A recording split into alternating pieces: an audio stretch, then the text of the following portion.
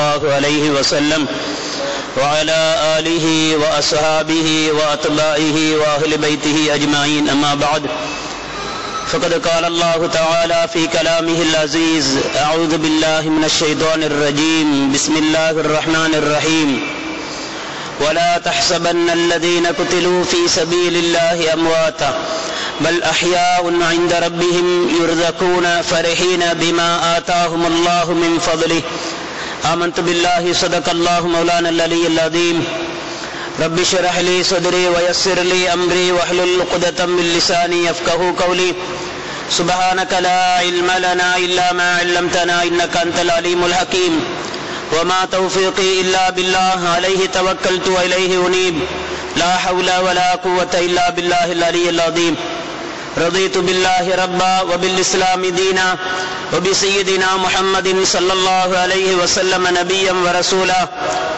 وبغوثنا الأعظم محي الدين عبد القادر الجيلاني رضي الله عنه شيخا ومرشدا சர்வ புகழும் புகழ்ச்சியும் மிக வல்ல நாயன் அல்லாஹ்வுக்கு சுப்ஹானஹு வ தஆலாவுக்கே என்றென்று முறித்தாகட்டும்.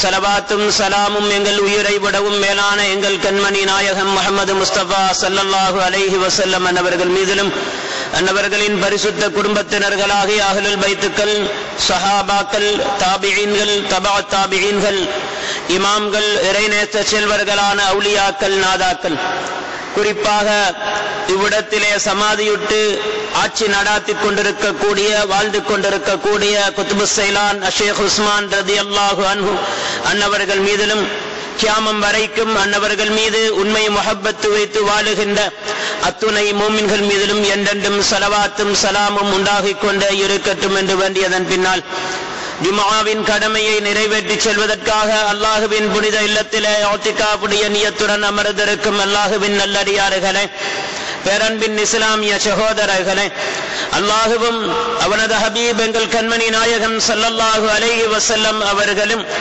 எதையெல்லாம் செய்யுமாறு ஏவி இருக்கின்றார்களோ அவைகளை முழுமையாக எடுத்து நடக்கும்படியும், எவைகளை செய்ய வேண்டாம் என தடுத்திருக்கின்றார்களோ அவைகளை விட்டு முழுமையாக தவிர்ந்து பாதுகாத்து நடந்து கொள்ளுமாறு முதற்கண் எனக்கும் அடுத்து உங்களுக்கும் தக்வாவை கொண்டு வசியத்து செய்கின்றேன், நல்லுபதேசம் புரிகின்றேன். அவ்வாறு உலகத்தில் வாழும் காலமெல்லாம் ஒவ்வொரு நொடிப்பொழுதும் அல்லாஹுவுக்கும் அவனது ஹபீப் எங்கள் கண்மணி நாயகம் ஸல்லல்லாஹு அலைஹி வஸல்லம் அவர்களுக்கும் ஒவ்வொரு நொடிப்பொழுதும் முழுமையாக வழிபட்டு நடக்கக்கூடிய தௌஃபீக்கை வல்லவன் அல்லாஹ் என்றென்றும் நம் அத்தனை பேருக்கும் தந்தருள் புரிவானாக. பேரன்பின் இஸ்லாமிய சகோதரர்களே, ஷவ்வால் மாதத்திலே நாம் இருந்து கொண்டிருக்கின்றோம்.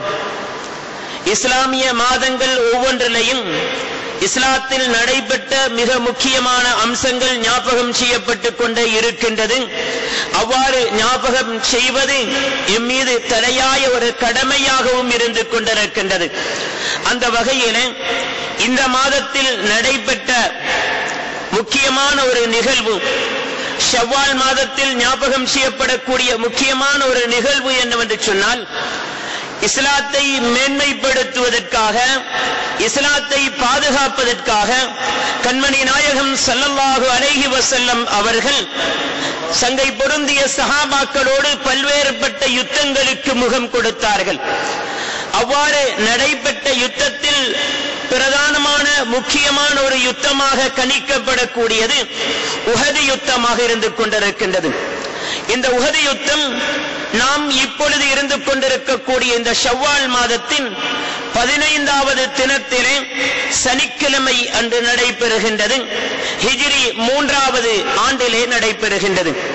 இந்த யுத்தம் நடைபெறுவதற்குண்டான காரணம் என்னவென்று சொன்னால், பத்ர் யுத்தம் நடைபெற்று அந்த பத்ரிலே அல்லாஹ்வுக்கு சுப்ஹானஹு வ தஆலா முஸ்லிம்களுக்கு வெற்றியை கொடுத்தான். அந்த பத்ர் யுத்தத்திலே குறைஷி குஃபார்களுடைய முக்கியமான தலைவர்கள் எல்லாம் அதிலே கொலை செய்யப்பட்டார்கள்.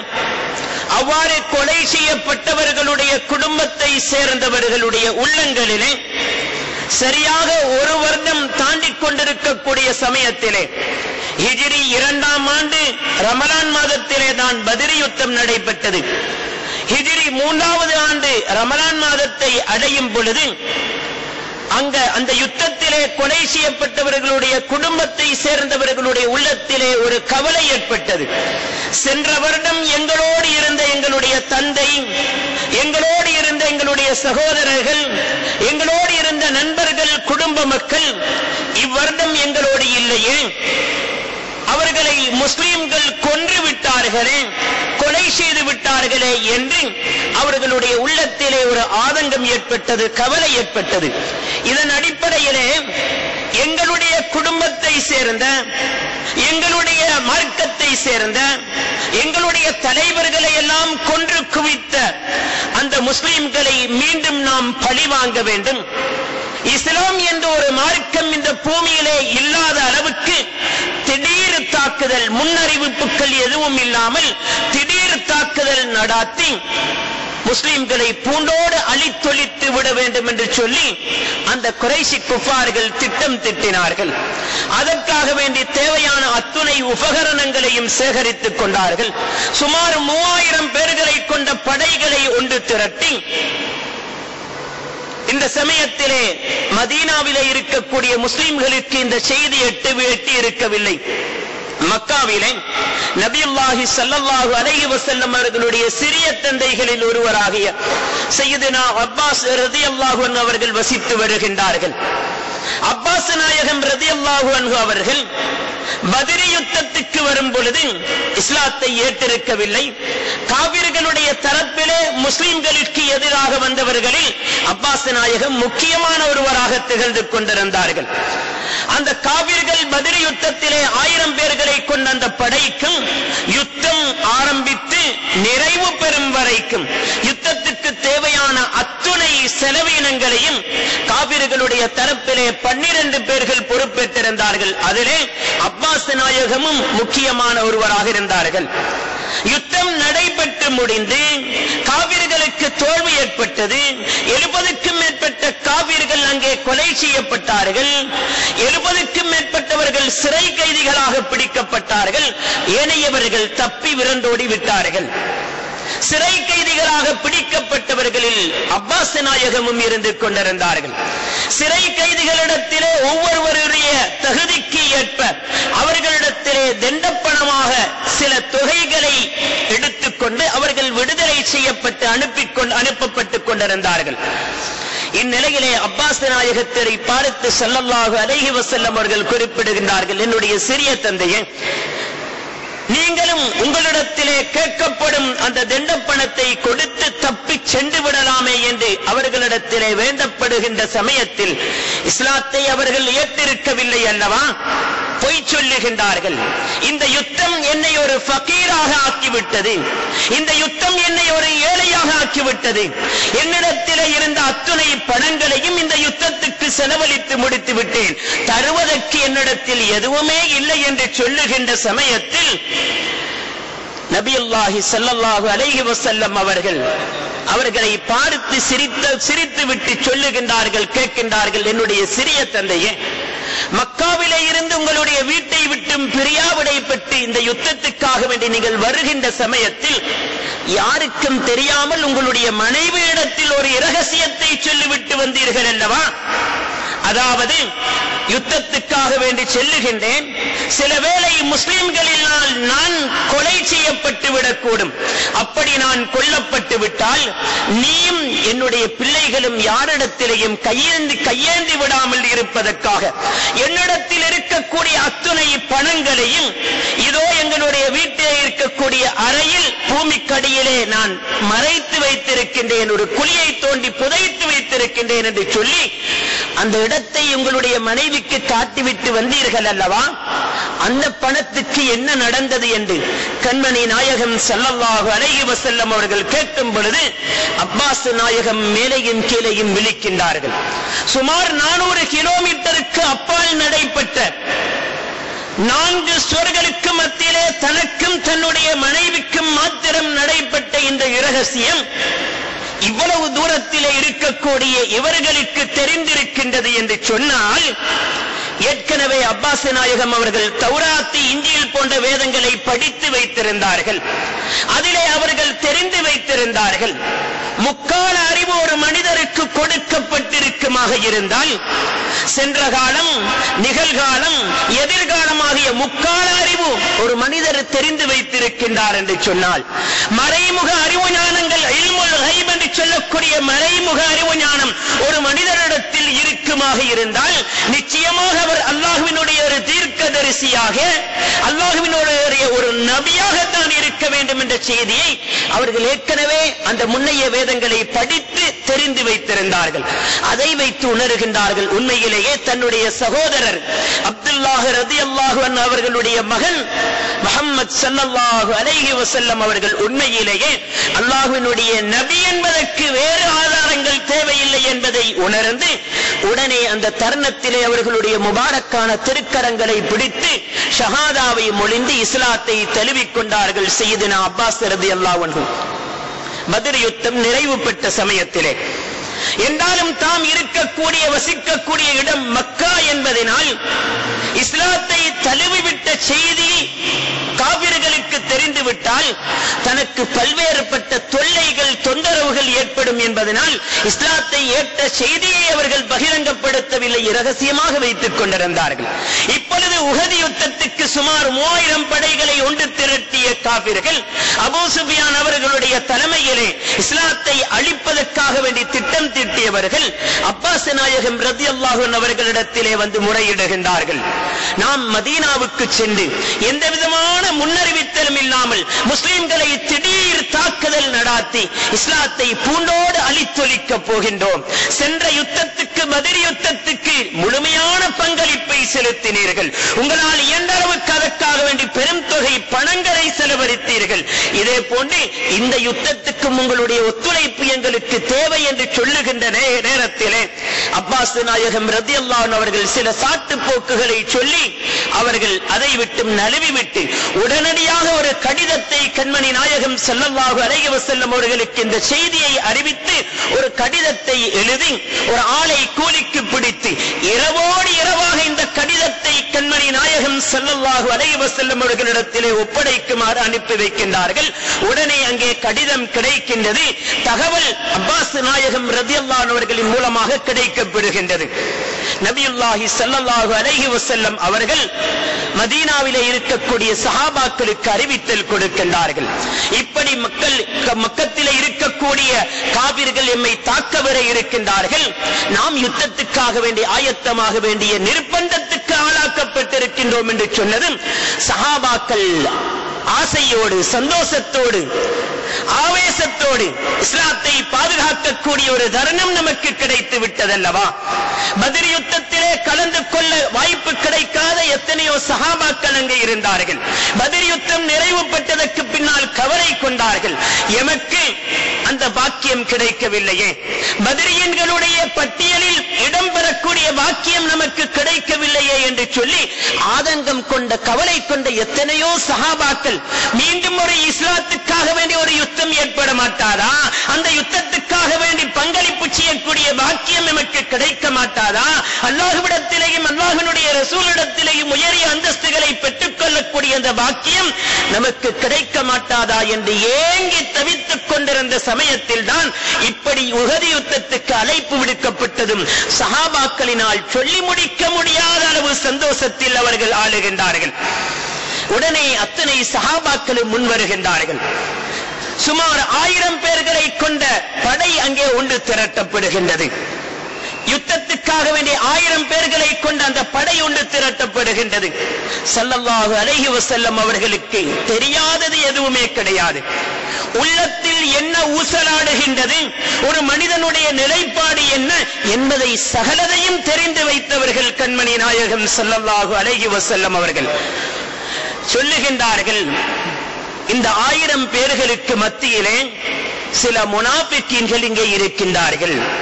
முனாஃபிக்கீன்களுடைய உதவி, ஒத்துழைப்பு, ஒத்தாசை நமக்கு ஒருபோதும் தேவைப்பட மாட்டாது. அல்லாஹ்வினுடைய உதவி நமக்கு எப்பொழுதும் இருந்து கொண்டிருக்கின்றது. இஹ்லாஸோடு செயற்படக்கூடிய சஹாபாக்களுடைய உதவி மாத்திரம்தான் நமக்கு தேவையில்லை. தயவு செய்து இந்த இடத்திலே இருக்கக்கூடிய முனாஃபிக்கீன்கள், உங்களுடைய உதவி நமக்கு தேவையில்லை, இந்த இடத்தை விட்டு நகர்ந்து சென்று விடுங்கள் என்று சொன்னதும் அங்கே உபை இப்னு சலூல் ரயீசுல் முனாஃபிகீன், முனாஃபிக்கீன்களுக்கு தலைமை வகித்துக் கொண்டிருக்கக்கூடிய உபை இப்னு சலூல் இருக்கின்றான்.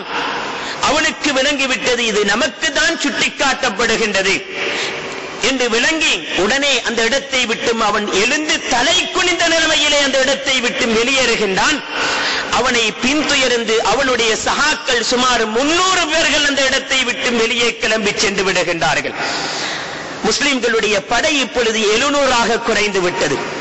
நபியுல்லாஹி ஸல்லல்லாஹு அலைஹி வஸல்லம் அவர்கள் எப்பொழுதும் பொய்யர்கள், முனாஃபிக்கீன்கள், இப்படிப்பட்டவர்களுடைய உதவி நமக்கு எப்பொழுதும் தேவையில்லை. ஏன்? இப்படிப்பட்டவர்கள் இருந்தால் இஸ்லாத்துக்கு என்றுமே அது ஆபத்தாகவே அமையும். ஒரு யுத்தத்துக்கு சென்று விட்டால் இங்கே இருக்கக்கூடிய செய்திகளை எல்லாம் கொண்டு போய் அங்கே போய் சொல்லி விடுவார்கள் என்பது தெரியும். எனவேதான் நபியுல்லாஹி ஸல்லல்லாஹு அலைஹி வஸல்லம் அவர்கள் ஆரம்பமாக அதை சொல்லி வைத்து அவர்களை அவ்விடத்தை விட்டும் அப்புறப்படுத்தினார்கள். பொய்யர்கள், முனாஃபிக்கீன்கள் அந்த காலத்திலேயும் இருந்தார்கள், ஸல்லல்லாஹு அலைஹி வஸல்லம் அவர்களுடைய காலத்திலேயும் இருந்தார்கள். காலம் தோறும் அப்படிப்பட்ட மக்கள் இஸ்லாத்துக்குள்ளேயும் முஸ்லிம்கள் என்ற போர்வையில் இருந்து கொண்டே இருப்பார்கள். இப்படிப்பட்ட மக்களுக்கு எந்த வகையிலையும் இப்படிப்பட்ட மக்களை நாம் நம்பிவிடக் கூடாது, அவர்களுக்கு எந்த விதமான உதவி ஒத்தாசைகளும் செய்துவிடக் கூடாது என்பது இஸ்லாத்தினுடைய கண்டிப்பான உத்தரவாக இருந்து கொண்டிருக்கின்றது. முனாஃபிக்கீன்களாக இருக்கின்றார்கள். முனாஃபிக்கீன்கள் என்று சொல்வது யாருக்கு? மோமின் அல்லாதவர்கள், இஸ்லாத்தை ஏற்றிருப்பார்கள், அல்லாஹ்வினுடைய ரசூலினுடைய விஷயத்திலே, அல்லாஹ்வினுடைய இறைநேசர்களுடைய விஷயத்திலே ஹஸது கொண்டவர்களாக, பொறாமை கொண்டவர்களாக, அவர்களை மட்டம் தட்டுவதற்காக, அவர்களுடைய மகத்துவங்களை தாழ்த்துவதற்காக வேண்டிய முயற்சி செய்து கொண்டிருப்பார்கள். இஸ்லாம் என்று முஸ்லிம் என்ற பெயரிலே வாழுவார்கள். கண்மணி நாயகம் ஸல்லல்லாஹு அலைஹி வஸல்லம் அவர்களுடைய முஹப்பத் உள்ளத்திலே இருக்க மாட்டாது. அவுலியாக்கள், நாதாக்கள், அன்பியாக்களுடைய அந்த முஹப்பத் உள்ளத்திலே இருக்க மாட்டாது. அல்லாஹ்விடத்திலே உயரிய ஸ்தானத்தை பெற்ற மக்கள் அல்லவா, அல்லாஹ்வினுடைய படைப்பட்டாளங்கள் அல்லவா. இப்படிப்பட்ட மக்கள், அவர்களுடைய சகவாசம் எம்மை சொர்க்கத்தில் சேர்க்கும் என்ற எண்ணம் அவர்களுடைய உள்ளத்திலே இருக்க மாட்டாது. இஸ்லாத்திலே இருப்பார்கள், இஸ்லாமிய பெயர்களை சூட்டிக் கொண்டிருப்பார்கள். ஆனால் இப்படிப்பட்ட இவர்கள் கண்மணி நாயகம் ஸல்லல்லாஹு அலைஹி வஸல்லம் அவர்களுடைய விஷயத்திலேயும், அல்லாஹ் உலகத்திலே யாரையெல்லாம் கண்ணியப்படுத்தினானோ அவர்களுடைய விஷயத்திலேயும் குரோதம் கொண்டவர்களாக இருப்பார்கள். கண்மணி நாயகம் ஸல்லல்லாஹு அலைஹி வஸல்லம் அவர்களுடைய அந்தஸ்துகளை, மாண்புகளை, மகத்துவங்களை மேன்மைப்படுத்தக்கூடிய எத்துணை ஆயிரம் ஆயத்துக்கள் இருக்கின்றன, எத்தனை ஆயிரக்கணக்கான ஹதீசுகள் இருக்கின்றன. இவைகள் இவர்களுடைய கண்களுக்கு புலப்பட மாட்டாது.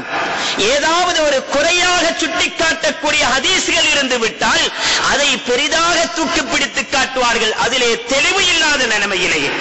ஸல்லல்லாஹு அலைஹி வஸல்லம் அவர்களை குறைப்படுத்தக்கூடிய, அவர்களுடைய அந்தஸ்தை தாழ்த்தக்கூடிய ஒரு ஆயத்தோ ஒரு ஹதீஸோ எங்குமே கிடையவே கிடையாது. அத்துணை ஹதீசுகளும் மேன்மைப்படுத்தக்கூடியவைகள், அத்துணை ஆயத்துக்களும் அவர்களை உன்னத நிலைக்கு உயர்த்தி காட்டக்கூடியது. ஆனால் அதை தவறான முறையிலே புரிந்து கொண்டு அல்லது வேண்டுமென்றே அவைகளை மக்களுக்கு மத்தியிலே, சமூகத்திலே வேறு கண் கொண்டு பார்த்து அதை மக்களுக்கு மத்தியில் அவர்களுடைய அந்தஸ்தை தாழ்த்துவதற்காக இப்படிப்பட்ட முனாஃபிக்கீன்கள் செயல்பட்டுக் கொண்டே இருப்பார்கள். இப்படிப்பட்டவர்களுடைய உதவி இஸ்லாத்துக்கு என்றும் அவசியம் இல்லை. என்றைக்குமே முஸ்லிம்களாக வாழ வேண்டும், மோமின்களாக வாழ வேண்டும். இஸ்லாம் எதிர்பார்க்கின்ற அமைப்பிலே அல்லாஹ்வுக்கும் ரசூலுக்கும் பொருத்தமானவர்களாக வாழ வேண்டும். பொய் என்பது முனாஃபிக்கீன்களுடைய அடையாளங்களில் ஒன்று என்று சொல்லி கண்மணி நாயகம் ஸல்லல்லாஹு அலைஹி வஸல்லம் அவர்கள் குறிப்பிட்டு காட்டினார்கள். பொய் ஒரு மனிதனுடைய வாழ்க்கையிலே தாண்டவமாடாமல் பாதுகாத்துக் கொள்ள வேண்டும். ஒரு மனிதனுடைய வாழ்க்கையிலே சதாவும் வாயை திறந்தால் பொய் பேசுகின்றான், அவனுடைய நடவடிக்கை நடவடிக்கைகள் அனைத்தும் பொய்யாக இருந்து கொண்டிருக்கின்றது. கொடுத்த வாக்குக்கு மாறு செய்கின்றான். இப்படிப்பட்ட பண்பாடுடையவர்கள் முனாபிக்கீன்கள் என்று சொல்லி ஹதீஸ் நமக்கு அழகாக சொல்லி காட்டிக் கொண்டிருக்கின்றன. எனவே இத்தகைய நிலையை விட்டு நாம் என்றும் எம்மை பாதுகாத்து தூய்மையுள்ளவர்களாக நடந்து கொள்ள கடமைப்பட்டவர்களாக இருந்து கொண்டிருக்கின்றோம். பொய்யை அனைத்து விஷயங்களுக்கும் இன்று பொய் உரைக்கப்பட்டு மக்கள் அதன் மூலமாக ஏமாற்றப்படுகின்றார்கள். பொய்யை கொண்டு மக்கள் திசை திருப்பப்பட்டுக் கொண்டிருக்கின்றார்கள். எந்த ஒரு விஷயத்திலேயும் குறிப்பாக சுன்னத் வல் ஜமாஅத் கொள்கையினுடைய அகீதா என்பது அதிலே பொய் கிடையாது, ஒளிவு மறைவு கிடையாது. அத்தனையும் உண்மைக்கு உண்மையாக சொல்லப்படுகின்றது. எந்த இடத்திலேயும் அவைகள் சரியான முறையிலே பேசப்படுகின்றது. ஆனால் முனாபிக்கீன்கள் என்று சொல்லக்கூடியவர்கள் சுன்னத் வல் ஜமாஅத் கொள்கைக்காரர்கள் இருக்கின்ற இடத்துக்கு வந்துவிட்டால் அதே போன்று அவர்கள் பேசுவார்கள். வேறு கொள்கைக்காரர்கள் இருக்கக்கூடிய இடத்துக்கு சென்று விட்டால் அதற்கு ஏற்ப அந்த கொள்கைக்கு ஏற்றவாறு அவர்களை பூசி பேசிவிட்டு சென்று விடுவார்கள். இப்படிப்பட்டவர்கள் என்றும் இஸ்லாத்துக்கு ஆபத்தானவர்கள். இப்படிப்பட்ட மக்களினால் தான் இந்த இஸ்லாத்துக்குள்ளே பல்வேறுபட்ட பிரச்சனைகள் பிளவுகள் ஏற்படுவதற்கு காரணம் என்பதை நாம் என்றும் உணர்ந்து வைத்துக் கொள்ள கடமைப்பட்டவர்களாக இருந்து கொண்டிருக்கின்றோம். எனவே பேரன்பின் இஸ்லாமிய சகோதரர்களே, பொய் என்பது ஒரு மனிதனை நரகத்தின் பக்கம் இட்டு செல்லக்கூடியது. ஒரு மனிதனுடைய வாழ்க்கையிலே பொய் பேசக்கூடிய தன்மை ஏற்பட்டு விடுமாக இருந்தால், பொய்யான நடவடிக்கைகள் அவனுடைய வாழ்க்கையிலே ஏற்பட்டு விட்டால் அது அவனை பல்வேறுபட்ட பாவ காரியங்களின் பக்கம் அவனை இட்டு சென்று விடும். அந்த பாவ காரியங்கள் அவனை நரகத்தில் நுழைத்தாட்டும் என்று சொல்லி கண்மணி நாயகம் ஸல்லல்லாஹு அலைஹி வஸல்லம் அவர்கள் உணர்த்தி வைத்திருக்கின்றார்கள். எனவே எல்லா தருணத்திலேயும் பொய்யை விட்டும் நாம் பாதுகாக்கப்பட்டவர்களாக வாழ்வது, பேணிக் கொள்வது நம்முடைய அத்தியாவசியமான கடமையாக இருந்து கொண்டிருக்கின்றன. இதையிட்டுத்தான் கண்மணி நாயகம் ஸல்லல்லாஹு அலைஹி வஸல்லம் அவர்கள் குறிப்பிட்டு காட்டினார்கள், யகூனு ஃபீ ஆகிரிஸ் ஸமான் தஜ்ஜாலூன கஸாபூன் யஅதூனக்கும் மா லம் தஸ்மஉ அன்தும் வலா ஆபாவுக்கும் இய்யாக்கும் வய்யாஹும் அவ் கமா கால் அலைஹி ஸலாத்து வஸ்ஸலாம். என்னுடைய உம்மத்திலே கடைசி காலத்திலே பொய்யர்கள் தோன்றுவார்கள்.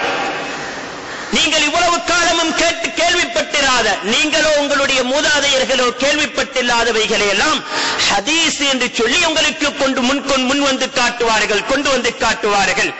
அவர்களிடத்திலே நீங்கள் செல்லவும் வேண்டாம், அவர்களை உங்களிடத்திலே வரவிடவும் வேண்டாம் என்று சொல்லி கண்மணி நாயகம் ஸல்லல்லாஹு அலைஹி வஸல்லம் அவர்கள் எச்சரித்திருக்கின்றார்கள்.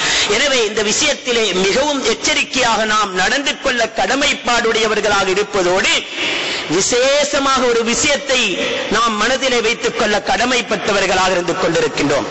நாம் அஹ்லுஸ் சுன்னத் வல் ஜமாஅத் கொள்கையினுடைய அகீதாவை கொண்டவர்கள். 73 பிரிவினர்களாக என்னுடைய உம்மத்து 73 மதத்தவர்களாக பிரிவார்கள். ஒரே ஒரு கூட்டம் தான் சுவர்க்கம் செல்லும் என்று சொன்னார்கள். அதுதான் சுன்னத் வல் ஜமாஅத் கூட்டத்தினர்கள். ஏனைய 72 அது நரகத்துக்கு செல்லக்கூடியது என்று சொல்லி கண்மணி நாயகம் ஸல்லல்லாஹு அலைஹி வஸல்லம் அவர்கள் எச்சரிக்கை செய்திருக்கின்றார்கள். நமக்கு தெரியும், எத்தனையோ வஹாபிய கொள்கைகள் இன்று உலகத்திலே பரவிக்கொண்டு மிக வேகமாக வளர்ச்சி கண்டு கொண்டு செல்லக்கூடிய இந்த காலகட்டத்திலே சில மக்கள் வஹாபிய கொள்கையை கொண்டவர்கள் சுன்னத் வல் ஜமாஅத் மக்களிடத்திலே வந்தால் நாமும் சுன்னத் வல் ஜமாஅத் தான் என்று சொல்லி நடித்து சுன்னத் வல் ஜமாஅத் கொள்கையிலே இருக்கக்கூடிய தனவந்தர்களிடத்திலே வந்து அவர்களுடைய கொள்கையை வளர்ப்பதற்காக, வஹாபிய வழிகட்ட கொள்கைகளை வளர்ப்பதற்காக சுன்னத் வல் ஜமாஅத் கொள்கையை சேர்ந்த சீமான்களிடத்திலே தனவந்தர்களிடத்திலே வந்து உதவி பெற்று செல்லுகின்றார்கள். வழிகட்ட கொள்கைகளை வளர்ப்பதற்காக வேண்டி நாம் உதவி செய்வதா? அதற்காக வேண்டி செலவழிக்கப்படும் ஒவ்வொரு சதத்துக்கும் அல்லாஹ்விடத்திலே நாம் குற்றவாளிகள். ஏன்? வழிகட்ட கொள்கைகளை வளர்ப்பதற்கு வஹாபிய கொள்கைகள் என்று தெரிந்திருந்தும் கூட அவர்கள் நமக்கு மத்தியிலே வந்து சில நடிப்புகளை நடிக்கின்றார்கள். அப்படி நடிக்கக்கூடியவர்களுக்கு எங்களுடைய பணம் காசுகளை கொடுத்தால் அதற்காக வேண்டி நாம் அல்லாஹ்விடத்திலே குற்றவாளிகள். எங்களுடைய பணத்தை கொண்டு எத்தனை ஆயிரம் மக்களை அவர்கள் திசை திருப்பி இருப்பார்களோ, மக்களை திசை திருப்பதற்கு அந்த பணங்களை அவர்கள் பயன்படுத்த ஏற்படுத்தி இருப்பார்களோ அத்தனை மக்களும் வழிகெடுவதற்கு நாமும் காரணக்கர்த்தாக்களாக உதவியாளர்களாக ஆகிவிட்டோம் என்பதை நாம் மறந்துவிடக் கூடாது. எனவே இந்த விஷயத்திலே நாம் மிகவும் ஜாக்கிரதையாக நடந்து கொள்ள கடமைப்பட்டவர்களாக இருந்து கொண்டிருக்கின்றோம். ஏன் இந்த இடத்திலே இதை சொல்லுகின்றோம் என்று சொன்னால், இன்று சர்வசாதாரணமாக சுன்னத் வல் ஜமாத் கொள்கையை சேர்ந்த மக்கள் பிற மாற்று வழிகட்ட கொள்கைக்காரர்களிடத்திலே சென்று தங்களுடைய பள்ளி வாயில்களையோ அல்லது மதரசாக்களையோ நிர்வகிப்பதற்கு பணங்கள் கேட்க மாட்டார்கள், உதவி கேட்டு போக மாட்டார்கள். ஆனால் ஏனைய மாற்றுக் கொள்கைக்காரர்கள் அந்த விஷயத்திலே ஹிக்மத்தாக நடந்து முனாபிக்குத்தனமாக நடந்து நாம் அந்த கட்டத்திலே நாங்களும் சுன்னத் வல் ஜமாத் தான் என்று சொல்லி நடித்து சுன்னத் வல் ஜமாத் மக்களிடத்திலே இருந்து பணம் கறந்து கொண்டிருக்கின்றார்கள். பேரன்பின் இஸ்லாமிய சகோதரர்களே, தனவந்தர்களே, இந்த விஷயத்திலே நாம் மிகவும் எச்சரிக்கையாக நடந்து கொள்ள கடமைப்பட்டிருக்கின்றோம். அந்நிய சுன்னத் வல் ஜமாத் கொள்கைக்கு மாற்றமான கொள்கைகள் அங்கே போதிக்கப்படுகின்றது, அங்கே நடைபெறுகின்றது என்று தெரிந்து பணங்களை கொடுத்துக் கொண்டே இருப்போம் என்று சொன்னால் இந்த உம்மத்தை வழிகெடுப்பதற்கு நாம் எல்லா நிலைமைகளிலும் உதவி செய்து கொண்டிருக்கின்றோம். அல்லாஹ்விடத்திலே மிக தண்டனைக்குரிய குற்றம் என்பதை நாம் மறந்துவிடக் கூடாது. மிகவும் ஜாக்கிரதையாக நடந்து கொள்ள கடமைப்பட்டிருக்கின்றோம். எனவே அருமை நாயகம் ஸல்லல்லாஹு அலைஹி வஸல்லம் அவர்கள் அந்த உஹது யுத்தத்திலே அந்த முனாபிக்கீன்கள் சுமார் 300 பேர்கள் எழுந்து சென்று விட்டார்கள். 700 பேர்களை கொண்ட அந்த படை இருக்கின்றது. இவர்களிடத்திலே ஒரு ஆலோசனை கேட்கின்றார்கள். யுத்தத்தை நான் எப்படி நடாத்துவது? மதீனாவுக்குள்ளாலேயே நாம் இருந்து விடுவோம். காபிர்கள் எம்மை தாக்குவதற்காக வேண்டி மதீனாவுக்கு வந்தால் அவர்களை உள்ளே வரவிட்டு அவர்களை சூழ்ந்து நாம் தாக்குவோம் என்று சொல்லுகின்ற சமயத்திலே சஹாபாக்கள் பயந்தார்கள். இந்த மக்கள் காபிர்கள் மதீனாவுக்குள் வராவிட்டால் யுத்தம் நடைபெற மாட்டாதே, யுத்தம் நடைபெறவில்லை என்று சொன்னால் யுத்தத்தில் கலந்து கொண்ட பாக்கியம் பெற்றவர்களாக நாம் ஆகிவிட முடியாதே. எனவே சஹாபாக்களில் அநேகமானவர்கள் கருத்து அவர்களுடைய ஆலோசனையை தெரிவித்தார்கள். இல்லை யா ரசூலல்லாஹ், அந்த காபிர்கள் உஹது மலை அடிவாரத்துக்கு வருவதாக நமக்கு தகவல் கிடைத்திருக்கின்றது. அங்கே சென்று நாமும் எங்களுடைய வீரத்தை வெளிப்படுத்துவோம். இல்லை என்று சொன்னால் அவர்கள் எங்களை கோழைகளாக கணித்து விடுவார்கள் என்று சொன்ன நேரத்திலே அருமை நாயகம் ஸல்லல்லாஹு அலைஹி வஸல்லம் அவர்கள் திருப்பி சொல்லுகின்றார்கள், இல்லை, நாம் மதீனாவிலே இருப்பதுதான் நல்லது என்று சொல்லியும் சஹாபாக்கள் அந்த யுத்தத்தில் கலந்து கொள்ள வேண்டும் என்று சொல்லக்கூடிய அந்த ஆசை ஆவேசத்தின் காரணமாக அவர்கள் சொல்லுகின்றார்கள், இல்லை யா ரசூலல்லாஹ், வெளியே சென்று உஹது மலை அடிவாரத்துக்கு செல்வோம் என்று சொல்லுகின்ற நேரத்திலே கண்மணி நாயகம் ஸல்லல்லாஹு அலைஹி வஸல்லம் அவர்கள் வீட்டுக்குள் சென்றார்கள்.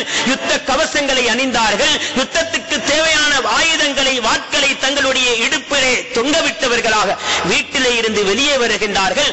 முகத்திலே ஒரு கோபத்தின் அறிகுறி தென்படுகின்றது. சஹாபா பெருமக்கள் பயந்து விட்டார்கள். கண்மணி நாயகம் ஸல்லல்லாஹு அலைஹி வஸல்லம் அவர்களுடைய ஆலோசனையை மீறி நாம் ஒரு ஆலோசனையை முன்வைத்து விட்டோமே என்று சொல்லி அவர்களிடத்திலே மன்னிப்பு கேட்டு, இல்லை யா ரசூலல்லாஹ், நீங்கள் எப்படி உங்களுடைய ஆலோசனையை முன்வைத்தீர்களோ அதே போன்று நாங்கள் செயல்படுவோம் என்று சொல்லுகின்ற நேரத்திலே கண்மணி நாயகம் ஸல்லல்லாஹு அலைஹி வஸல்லம் அவர்கள் குறிப்பிட்டார்கள், இல்லை, அதற்குரிய நேரம் தாண்டிவிட்டது. ஒரு அல்லாஹ்வினுடைய நபி யுத்தத்துக்காக வேண்டி யுத்த உபகரணங்களை ஏந்திவிட்டால் அவர் யுத்தத்துக்கு சென்றே ஆக வேண்டும் என்பது அல்லாஹ்வினுடைய நியதி.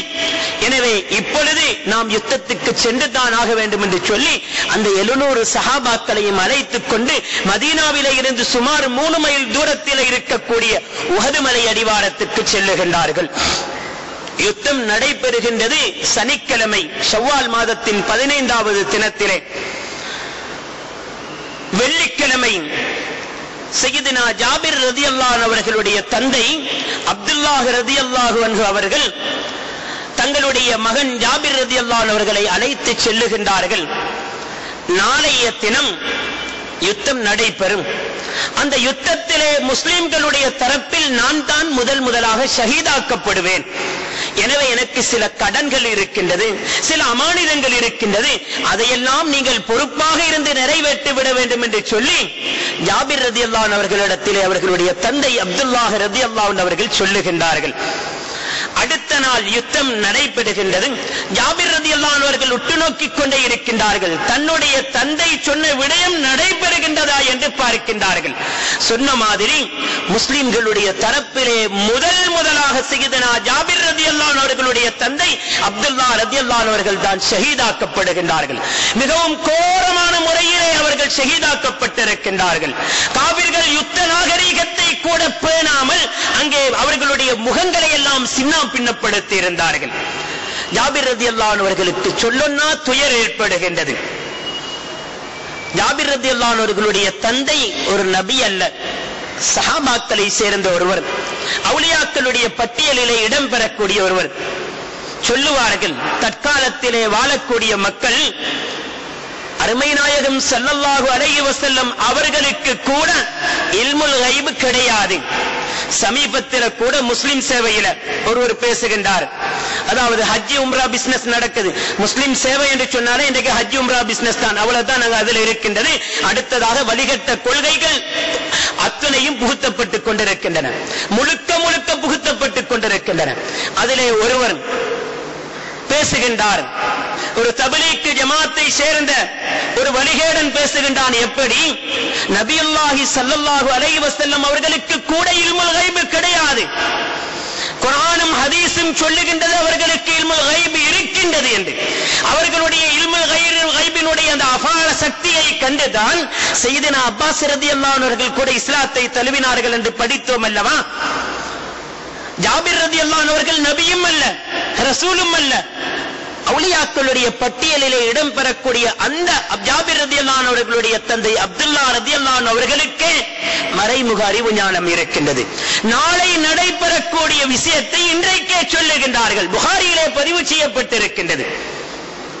நாளை நான் யுத்தத்தில் ஷஹீதாக்கப்படுவேன் என்று மாத்திரம் சொல்லவில்லை, முஸ்லிம்களுடைய தரப்பில் முதலாவது ஆளாக ஷஹீதாக்கப்படுவேன் என்ற செய்தியையும் சொன்னார்கள்.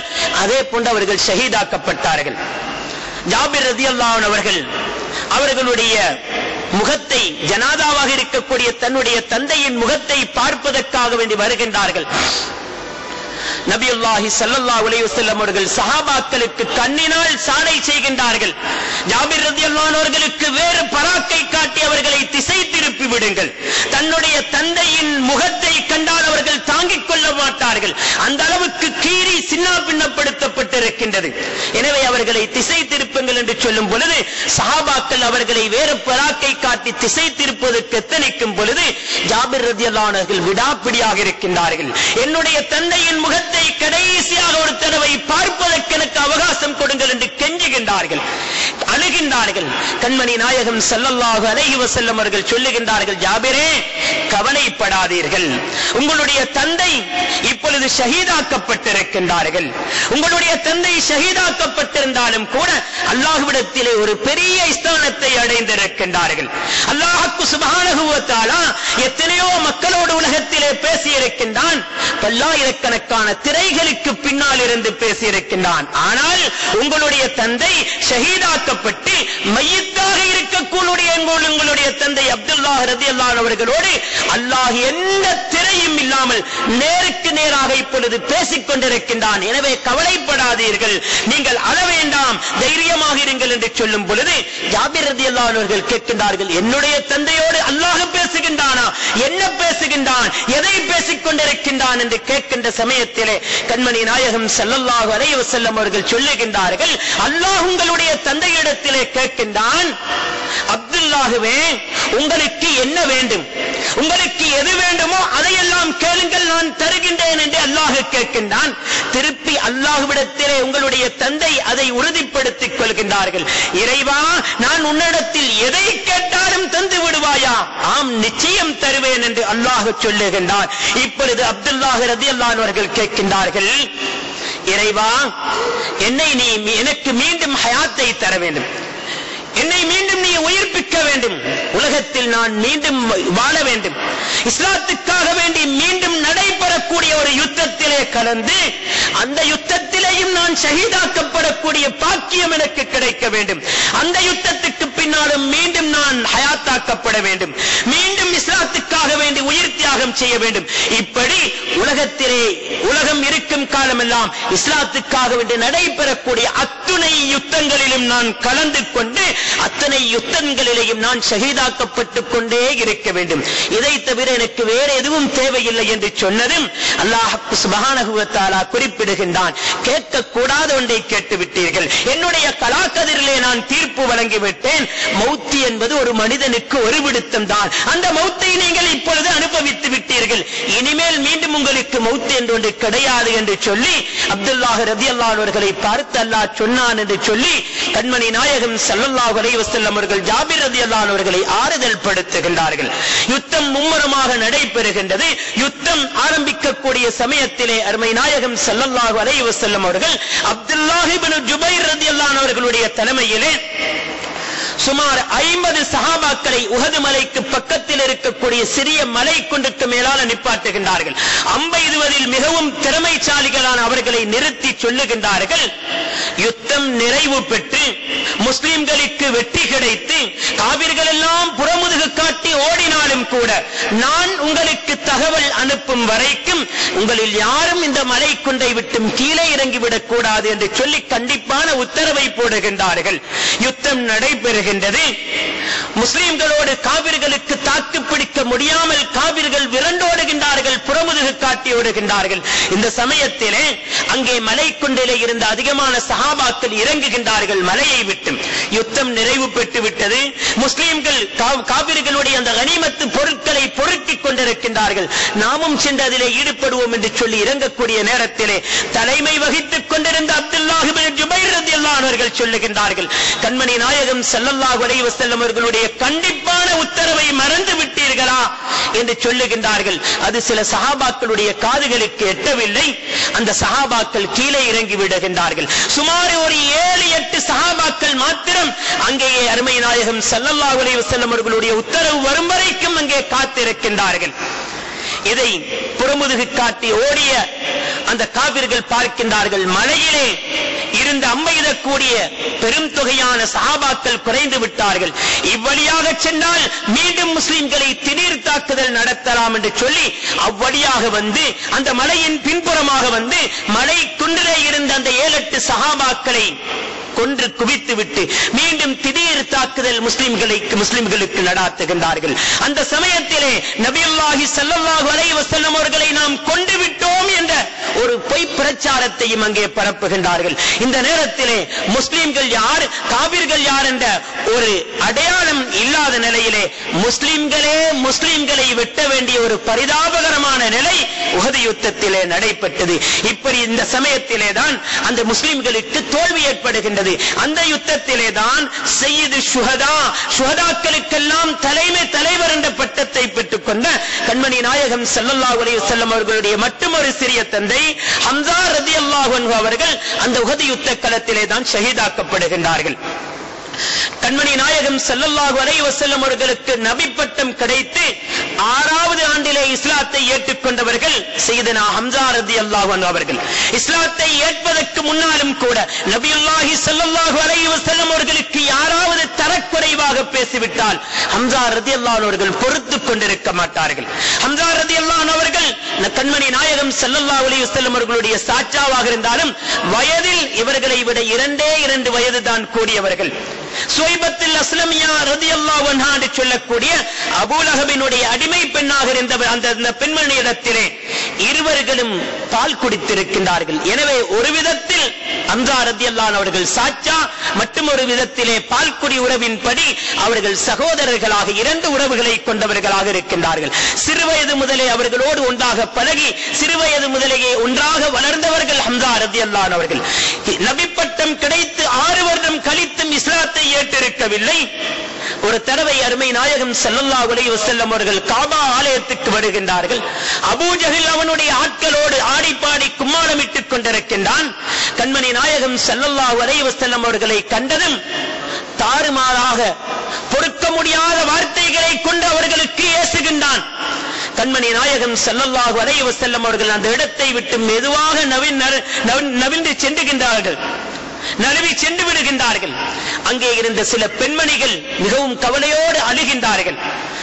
கண்மணி நாயகம் ஸல்லல்லாஹு அலைஹி வஸல்லம் அவர்கள் ஒரு தனித்த மனிதர், அவர்களுக்கு இவர்கள் இப்படி ஏசியதை தட்டி கேட்பதற்கு யாருமே இல்லையே என்று சொல்லி கவலை கொண்டிருக்கும் பொழுது சையதுனா ஹம்ஸா ரலியல்லாஹு அன்ஹு அவர்கள் அந்த இடத்துக்கு வருகின்றார்கள். கையிலே அவர்கள் யுத்தத்துக்கு போய் வருகின்றார்கள், கையிலே ஈட்டி இருக்கின்றது. அந்த பெண்கள் அழுது கொண்டிருப்பதை பார்த்து காரணம் கேட்கின்றார்கள். சொல்லுகின்றார்கள், உங்களுடைய சகோதரருடைய மகன் முஹம்மது ஸல்லல்லாஹு அலைஹி வஸல்லம் அவர்களுக்கு இந்த அபூஜஹில் இப்படிப்படியான வார்த்தைகளை கொண்டு திட்டினான். எங்களால் கேட்டுக் கொண்டிருக்க முடியாது, பொறுத்துக் கொண்டிருக்க முடியாமல் கவலையினால் அழுகின்றோம் என்று சொன்னதும் ஹம்ஸா நாயகத்துக்கு கவலை ஏற்படுகின்றது, ஆத்திரம் ஏற்படுகின்றது. அந்த அபூஜஹில் சென்ற திசை எது என்று கேட்டு அந்த திசையிலே அவனை பின்தொடர்ந்து செல்லுகின்றார்கள். ஒரு இடத்திலே அபூஜஹில் அவனுடைய கூட்டத்தினர்களோடு ஆடிப்பாடி கும்மாளமிட்டுக் கொண்டிருக்கின்றான். அபூஜஹலிடத்திலே நேரடியாக சென்று தன்னுடைய கையிலே இருந்த அந்த ஈட்டினால் அவனுடைய தலைக்கு அடிக்கின்றார்கள் பலமாக.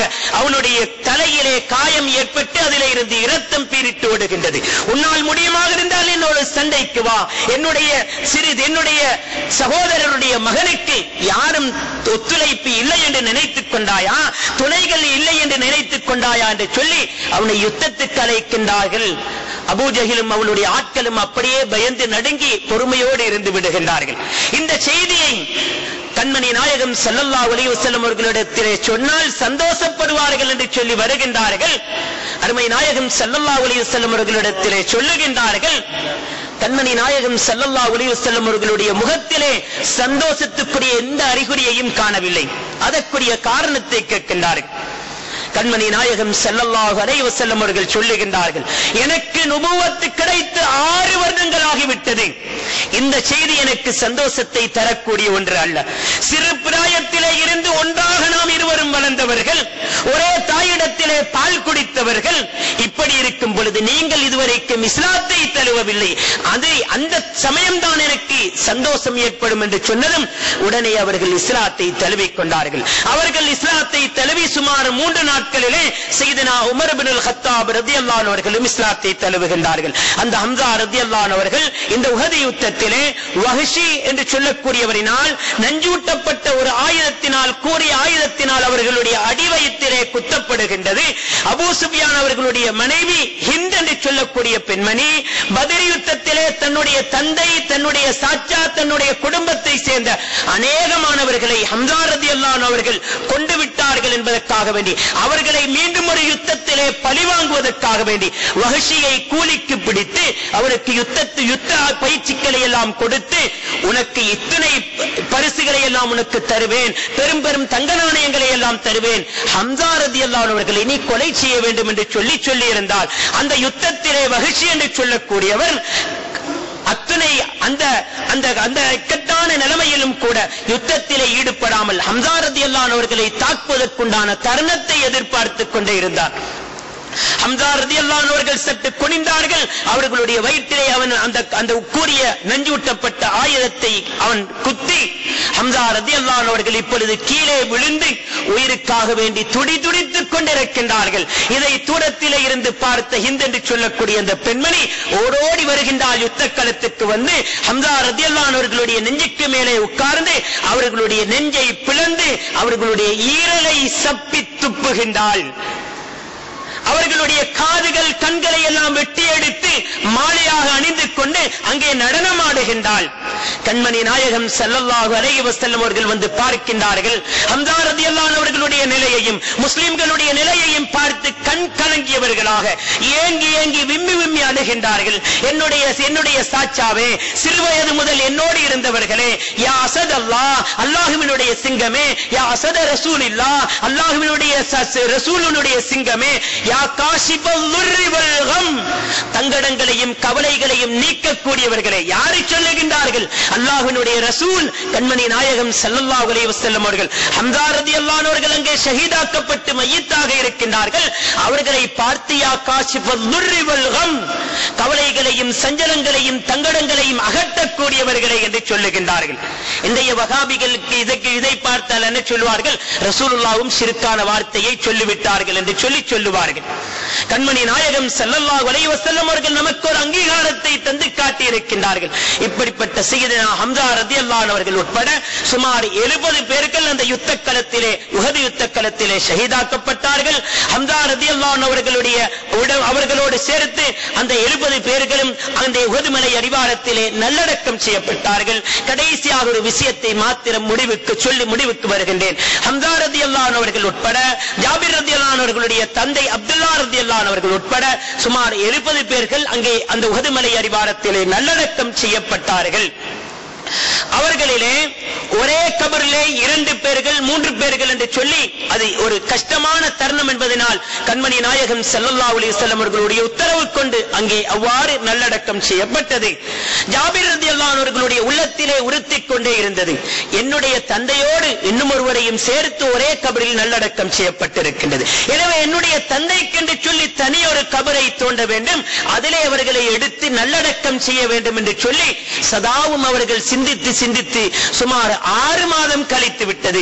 6 மாதத்துக்கு பின்னால் இதை எப்படியாவது நிறைவேற்றி விட வேண்டும் என்று சொல்லி தனியொரு கபரை தோண்டி அப்துல்லா ரலியல்லாஹு அன்ஹு அவர்கள் தன்னுடைய தந்தை அடக்கம் செய்யப்பட்டிருக்கக்கூடிய அந்த கபரை தோண்டுகின்றார்கள்.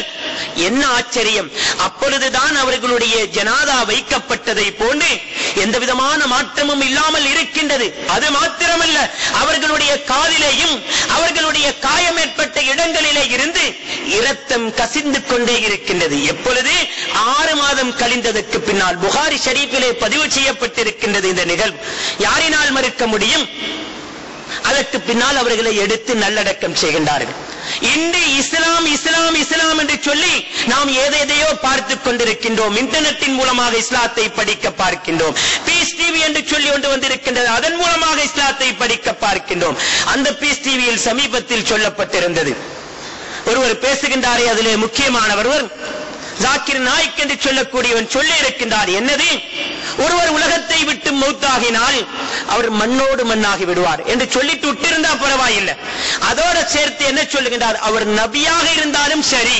நஊது பில்லாஹி மின்ஹா. குர்ஆனும் ஹதீஸும் என்ன சொல்லுகின்றது?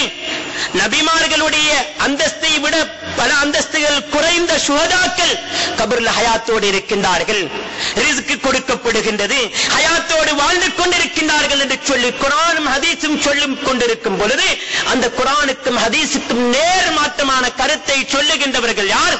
குர்ஆனிலே இருக்கக்கூடிய ஒரு எழுத்தை, ஒரு வார்த்தையை, ஒரு ஆயத்தை நிராகரித்து விட்டால் அவன் காஃபிர் என்பது இஸ்லாத்தினுடைய தீர்ப்பு. இல்ல தொழுகின்றார், அவருடைய பெயர் இஸ்லாமிய பெயர், குர்ஆனை சொல்லி பயான் பண்ணுகின்றார், அனைத்துக்கும் குர்ஆனில் அவர் ஆதாரம் காட்டுகின்றார் என்பதற்காக வேண்டி முஸ்லிம் என்று சொல்லி தீர்ப்பு கொடுக்க முடியுமா? இல்லை. இஸ்லாம் சொல்லக்கூடிய தீர்ப்பு குர்ஆனுடைய கருத்துக்கு மாற்றமான ஒன்றை சொல்லிவிட்டால் அவன் ஃபக்கத் கஃபர், அவன் காஃபிராகி விட்டான் என்று சொல்லி இஸ்லாம் சொல்லிக் கொண்டிருக்கின்றனர். இப்படிப்பட்ட மக்கள் தான் இன்று நம்மை திசை திருப்பி வழிநடாத்திக் கொண்டிருக்கின்றார்கள். எனவே அப்படிப்பட்ட எல்லா விதமான வழிகட்ட கொள்கைகளை விட்டும் அல்லாஹ் சுப்ஹானஹு வ தஆலா நம் அத்தனை பேரையும் பாதுகாத்தவர்கள் புரிவானாக. உண்மையான ஈமானோடு வாழ்ந்து உண்மையான அஹ்லுஸ் சுன்னத் வல் ஜமாஅத் கொள்கையினுடைய அகீதாவிலேயே மௌத் வரைக்கும் வாழ்ந்து மௌத்தாகக்கூடிய பாக்கியத்தை அல்லாஹ் எங்களுக்கும் கியாமம் வரைக்கும் வரக்கூடிய எங்களது பிச்சலங்களுக்கும் தந்தர்வோடு மௌத் வரைக்கும் எல்லா விதமான வழிகட்ட கொள்கைகளை விட்டும் பாதுகாத்தவர்கள் புரிவானாக. வ ஆகிரு தவானா அல்ஹம்துலில்லாஹி ரப்பில் ஆலமீன். அஸ்ஸலாமு அலைக்கும் வ ரஹ்மத்துல்லாஹி